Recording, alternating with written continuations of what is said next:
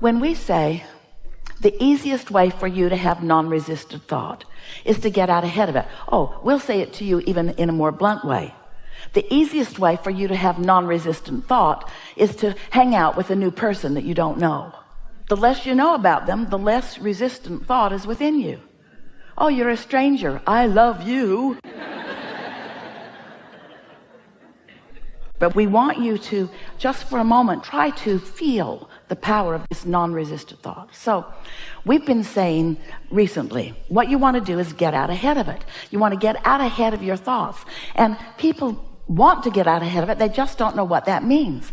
And we gave one example already. Segment intending means I'm in a new segment. New people just walked into the room. And do you know that our segment just changed? Because they have no idea what we've been talking about. And so the energy of the room has just shifted. Now, not a problem to all of us because we're in the vortex, yes? We're in that empowerment. Might be a little while for them to catch up with it, but the segment did just shift. And therefore, you are going to notice a little repetition that you wouldn't have noticed before had new people not walked into the room. Following what we're getting at? Getting out ahead of it. Don't want confusion on the part of those that haven't been here. So when you get into your automobile, it's a new segment. When a new person joins you at the dinner table, a new segment begins. And if you will take just a moment, we're talking about a few seconds to acknowledge, new segment and what I intend is. Because if you get out ahead of it, what I intend is to have fun. If you're out ahead of it, even though somebody who joined your dinner table who was in a bad mood and wasn't planning on having any fun, if you got out ahead of it with your intent to have fun, you're more likely to have fun even though he isn't. This is powerful stuff because we love you so much, you are knee-jerkers. You have knee-jerk reactions to life, and that holds you in mundane creation. It holds you in less powerful creation. It doesn't let you feel your absolute power. Now here's another thing. We're going to stay with you for a little while on this conversation until we can feel that you're grasping it. Because this process, you've heard the words before, daydream. Do you remember when you were kids?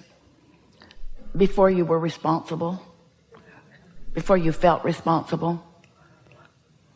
Before you were resistant, before you were defensive? Some of you can remember those moments in time. Some of them you've been living recently, but it's a little snatch of time where somehow you're not resistant in thought and your mind is just receiving the ingredients of your vortex. They're putting themselves together with the tutelage or tutorialage with the help of your inner being who knows where you stand in relationship to everything that you want and knows what the ingredients that you've put into your vortex is. So knows what the path of least resistance is for you to receive a thought.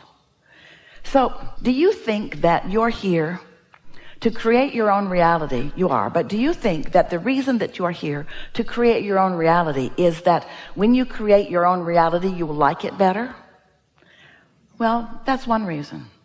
But it isn't the reality that you are creating that you are here about. It's the thrill of reality creating that you are here about. It's the thrill of lining up with your true power and watching what you desire flow to you through the power of your own focus. It's the journey. Now you've heard that your whole life. The joy is in the journey. Almost everybody is saying it, and nobody knows even what they mean when they're talking about the joy is in the journey. But we want you to know that what we mean by the joy is in the journey is that you did a lot of the journey when you knew what you didn't want and therefore knew what you did want. And you say, well, that was not all that joyful.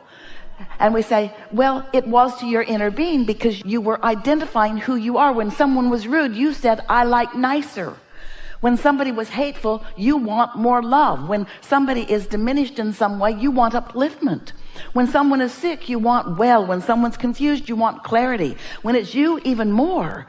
You've been isolating and identifying, and there is this extraordinary grouping of ingredients that are the making of an ecstatic life experience for you. But you got to find a way to be in the vibrational vicinity of it. Now, we've been telling you this story in lots of different ways. We've been saying to you, step one is You ask. That's the contrast part of it. Know what I don't want. Ask for what I do want, whether you put it in words or not.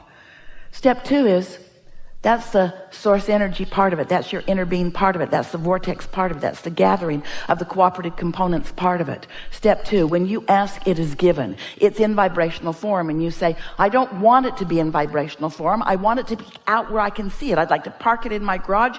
I'd like to take it to my bed. I would like to go to the movies with it. I don't want this vibrational reality creation. And we say, but it is that way in the beginning. And so if you will accept that the ingredients are there, and that you will be guided, you will be led, you'll be called, you are being guided, you are being led, you are being called to your path of least resistance. But what we're saying to you here today is, you've got some whopping resistance going on, because you have played the objective game so much that you hardly ever put yourself in a position where you can receive an impulse that's on the path of least resistance and feel the empowerment of your inner being about it. So, as we're moving forward in this day, we'll play some of this with you if you want to. We want this to just not be something that sort of is intellectually satisfying, or even something that makes some sense to you if you've been studying the law of attraction. We want it to be something that feels real to you. We want it to be something that you say all day long, as Esther often does, ooh, I've got that magical thing going. Because if you take 10 seconds here and 10 seconds there and 10 seconds here to let yourself dream free, if you will allow yourself to just dream free. Esther's been playing this game. We'll tell you some of it. We'll tell you some of the amazing things that have been happening as a result of it. But here's one really extraordinary manifestation that came about as a result of Esther hearing what we're saying about daydream. And by daydream, we mean you're not asleep. By daydream, we mean you're awake. And by daydream, we mean it hasn't manifested yet. It's still a dream. And by daydream, we mean you're in your day, you're wide awake, but what's in your vortex, which you are still calling a dream, is visualized by you. It's felt by you. It's known by you. You know it even though it hasn't come out to play to you. These thoughts have not yet turned to things where you and everyone else can see them, but they are real and they are unfolding, and they will come out and play with you where you will see them. There's power in this. But if you daydream a little and then you kill it with reality, and then you daydream a little and then you kill it with reality, and you daydream a little and then you contradict it with some other fact, then you're going back and forth and back and forth and back and forth, and you're never allowing the true power of this to culminate into something that manifests.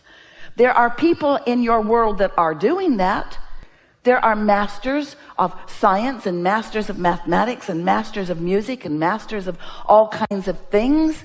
There are inventors of things. There are all kinds of people that have allowed these thoughts to turn to things in their mind, who have been willing to follow that non-resisted path, who have been willing, here it is, to pay the great big price of happiness. We know, we're being sarcastic, it's a lot to ask of you to want to feel good enough that you will isolate some thoughts and allow yourself to be that dreamer. So here we're just going to tell you one of the things that happened to Esther. And as we move forward, if there's time, and if we're not full of all what you are asking for, then we'll tell you what Esther's been doing. But we'd rather talk about what you are asking for. But there's so much good stuff going on. So Esther said, Abraham, what do you mean by a daydream? And we said, it's a thought that just occurs to you. And when it does, it's so delicious you don't want to take your attention from it.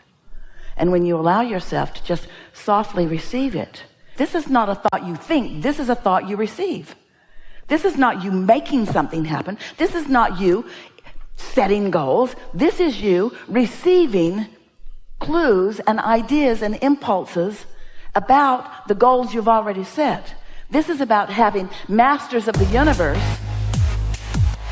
focusing to you, and you being in a place of receiving the thought and it being pleasant while you receive it, and not too long after, you knowing that that was a piece, and that was a piece, and that was a piece, and that was a piece, and oh wow, look at this. So Esther went to Nashville for the first time to visit some friends. She bought a Jeep, drove it home. It was so fun. And while she was there, they went to dinner. And on their way to dinner, they saw a building. And her friend said, our friend has been in this building for many, many years. She's sort of like the heart of the community, but she and her husband are moving out of town now, and so she's selling everything in the building. Want to go in? Esther said, yes. So she went in, and there were all kinds of beautiful things.